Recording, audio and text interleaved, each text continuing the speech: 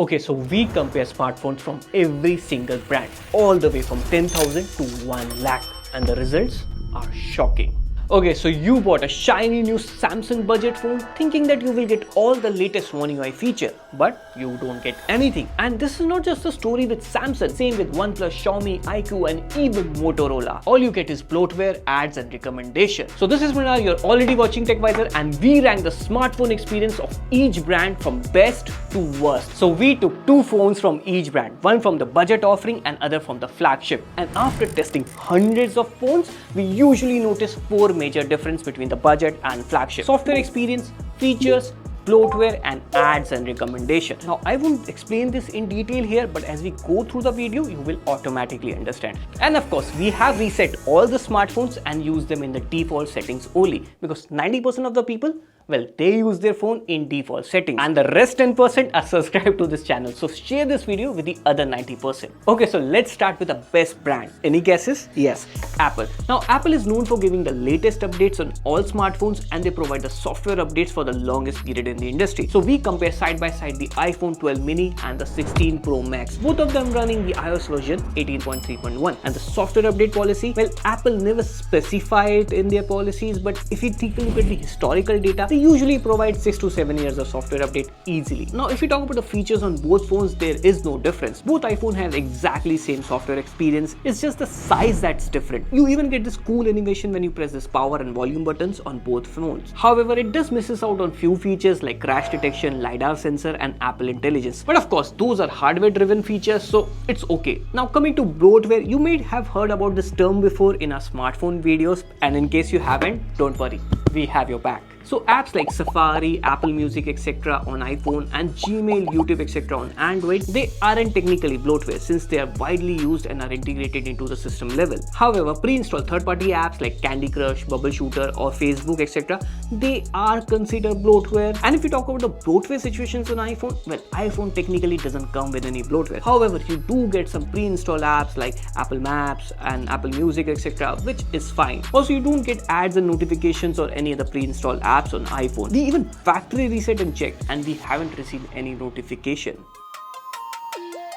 And it's not like only Apple that provide the same user experience in their budget and flagship smartphone UI. We also have the Google Pixel. So we have the Google Pixel 9 Pro XL and the Google Pixel 7a. Both of them runs the latest Android 15 and provide a massive 5 to 7 years of software updates. You get all the Android 15 features on Pixel 7a, be it private space, adaptive vibration or even theft protection, just like you get with the flagship 9 Pro XL. But yeah, when we talk about the AI feature, there is a bit of difference. For examples, both phones have the basic AI features like AI Magic Editor in photos, cinematic wallpaper. However, the budget Pixel does miss out on screenshots and Pixel Studio. And then there are some features like Video Boost, Zoom Enhance and Night Sight videos which are only exclusive to the Pro models. And just like the iPhone's, Pixels also come with zero bloatware. So there is no Candy Crush, LinkedIn or even Facebook. And just like bloatware, there is also absolutely no ads and recommendation from any pre-installed Google apps. So overall, Google Pixel phones are just like Apple phones. Whether you buy a budget or a flagship offering, the software experience part is exactly the same. However, when we talk about other Android brands, the difference in software experience is much more noticeable. Like here we have the latest OnePlus 13 and the Nord CE4 Lite. Both have Android 15. However, OnePlus 13 will get 4 years of update, but the Nord CE4 Lite will only get 1 year of update. And here's an interesting thing. Some brands, they treat their flagship customer differently than their budget customer. Like you get a free pickup and call, premium line in flagship smartphones, but nothing in the budget phones. So here's the best part. Let's just call the OnePlus customer support and see how they treat them. Hello, OnePlus Service Center? Yeah, hi. So I have a OnePlus Nord CE4, उसका ना screen टूट गया है, तो आप बताइए मैं इसमें फ्री पिकअप एंड ड्रॉप मेरे को मिल जाएगा? जी, कस्टमर केयर से बात कर लेंगे, बस पिकअप एंड ड्रॉप का सर्विस प्रोवाइड कर देंगे। अच्छा, ये सिर्फ OnePlus Nord सीरीज के लिए है या फिर सारे OnePlus फोन में आपको मिल जाएगा?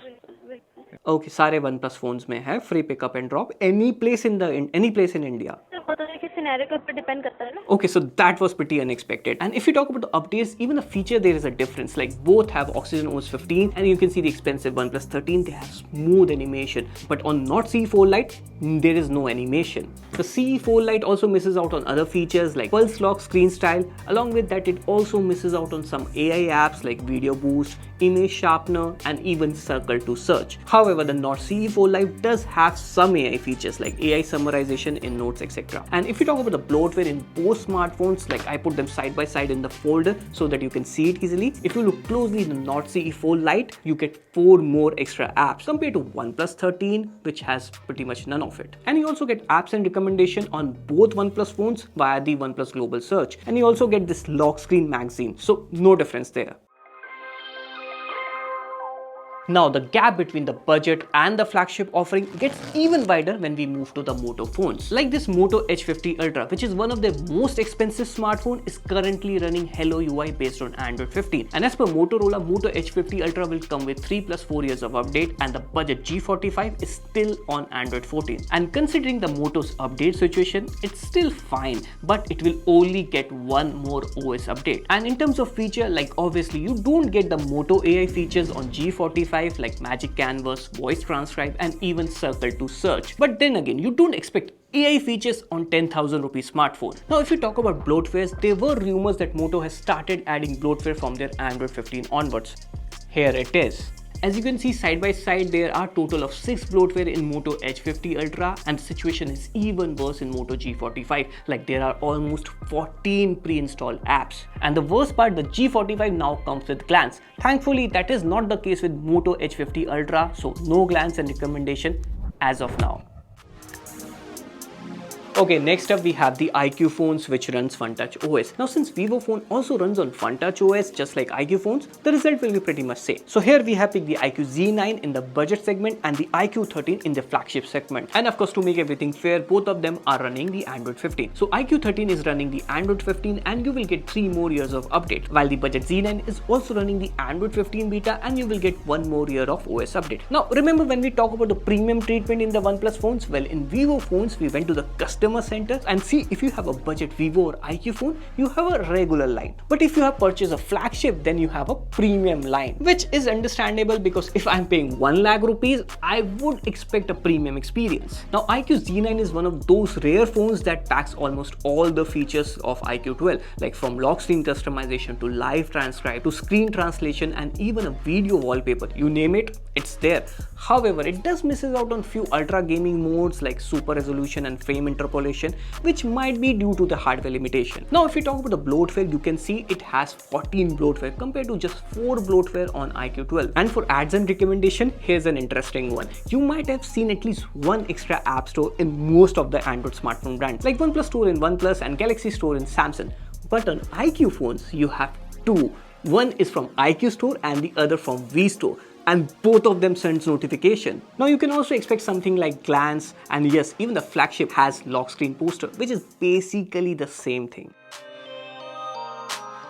Okay, so next up we have the Xiaomi. Now for the budget, we are taking the Redmi 13, and for the flagship, we are taking Xiaomi 14. Both of these phones are running the latest HyperOS 2.0 based on Android 15. Now here's the expected part. On Redmi 13, you get 1 more OS update, while on Xiaomi 14, you will get 3 more updates. However, if you talk about the features, now you don't get app opening and closing animations on Redmi 13, and it also misses out on some lock screen style, the AI features like AI photo editing, but surprisingly, you don't even get some of the HyperOS 1 feature like interconnectivity. And if you talk about bloatware, well, you do get bloatware on both devices. Like the Xiaomi 14 has 7, while on Redmi 13 you get 17 bloatware. Also, you get glance on both smartphones. You also get notification from Gets app theme store on both smartphones. Yeah, but there are a lot of notification on Redmi 13. And as you can see, I haven't cleared my notification after resetting the phone, and there are 11 notifications from the system apps on just Redmi 13 compared to just 1 or 2 in Xiaomi 14.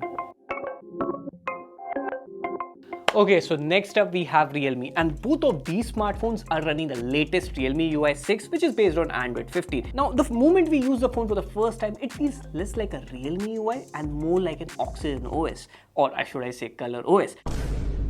But that's not surprising, right? Now the Realme GT7 Pro will get 3 more Android updates, while the Realme P3X will only get 2 years of update, which is understandable. Now the budget Realme phone doesn't have the app opening and closing animation, and it also misses out on some lock screen styles, and just like other budget phone, it also misses out on AI features like AI Speak, AI Summary, etc. But what I didn't expect is that it also misses out on features like AI Eraser, AI Ultra Clarity in the Photos app. But then again, you can't expect these features in a budget smartphone. Now if we talk about bloatwares, well, you get bloatwares in both smartphones. However, the Realme GT7 Pro has only 5 bloatware, which is fine. But the P3X is filled with bloatwares. In fact, it has 20 bloatwares, which is the highest among all the budget smartphones that we have seen. But yeah, just like other phones, you can also uninstall them. Now you get glance on both devices, but on P3X, it looks like a lock screen ad. Also, the budget P3X comes with these hot apps and hot games by default. So the ad experience and the features are miles different when you compare a budget and a flagship Realme phones. And finally, we have Samsung. Now, whenever it comes to software update, Samsung is a clear winner. Like Galaxy A16 will receive 6 years of update. And even this S24 Ultra will get 7 more years of OS update. So update situation is really nice. But feature is one area where the story gets dark. You see, Samsung used to have 2 versions of their One UI and the One UI Core. The core version was mostly for the budget Samsung phones and used to lack features like screen recording and knock security. But with One UI 6, Samsung has removed the core branding altogether. Sounds good, right?